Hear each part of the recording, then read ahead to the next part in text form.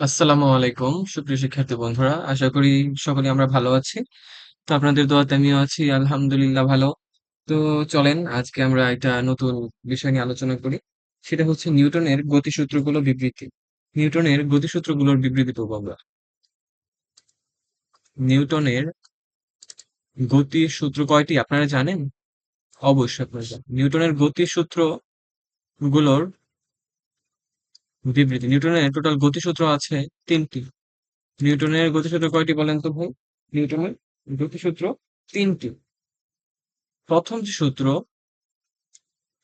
প্রথম সূত্রটি বলছে আমাদের যে বাহ্যিক কোনো বল প্রযুক্ত না হলে, বাহ্যিক বল প্রযুক্ত না হলে স্থির বস্তু চিরকালই স্থির থাকবে এবং গতিশীল বস্তু চিরকাল সুষম দ্রুতিতে সরল পথে চলতে থাকবে। তাহলে প্রথম সূত্রটা কি বলেন তো? বাহ্যিক বল প্রযুক্ত না হলে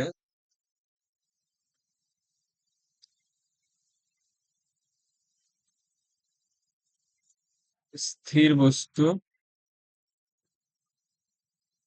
চিরকাল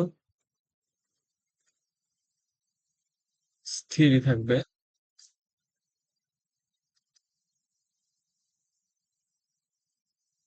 এবং গতিশীল বস্তু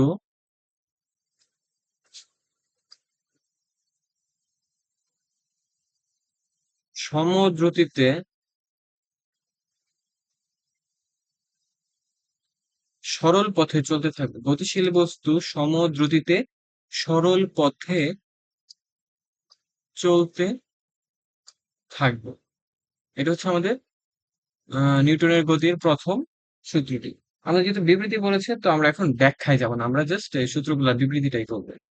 আচ্ছা, দ্বিতীয় সূত্র কি বলছে? দ্বিতীয় সূত্র, দ্বিতীয় সূত্রটিতে বলা হচ্ছে, এই দ্বিতীয় সূত্রটিকে বলা হয় বল পরিমাপ ও বলের প্রকৃতি নির্দেশক সূত্র। বস্তুর ভরবেগের পরিবর্তনের হার এর উপর প্রযুক্ত বলের সমানুপাতিক এবং বল যেদিকে ক্রিয়া করে বস্তুর ভরবেগের পরিবর্তনও সেদিকেই ঘটবে। তাহলে কি বললো বলেন তো? বস্তুর ভরবেগের পরিবর্তনের হার, বস্তুর ভরবেগের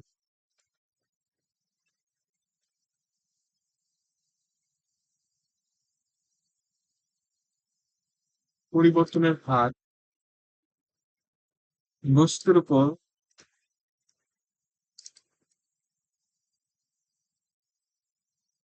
প্রযুক্ত বলের সমানুপাতিক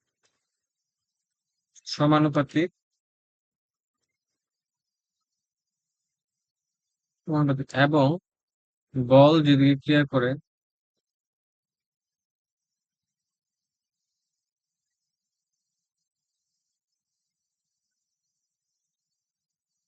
বস্তুর ভরবেগের পরিবর্তন সেদিকেই ঘটে। বস্তুর ভরবেগের পরিবর্তনও সেদিকে।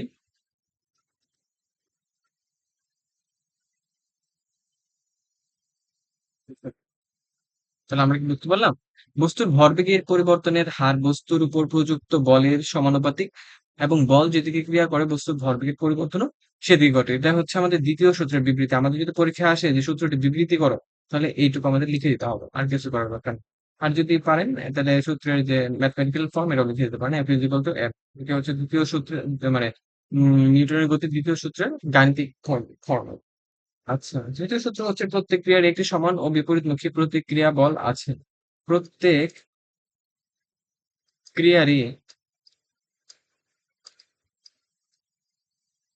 একটি সমান ও বিপরীতমুখী কি আছে বলেন তো ভাই? প্রতিক্রিয়া আছে। আচ্ছা, এটা ম্যাথমেটিক্যাল ফর্মটা হবে এরকম যে F1 is equal to minus F2। My dear student, আমাদের ক্লাসটা আজকে এই পর্যন্ত থাকবে। আশা করি আপনারা বুঝতে পেরেছেন। ধন্যবাদ আপনাদের সবাইকে। আসসালামু আলাইকুম।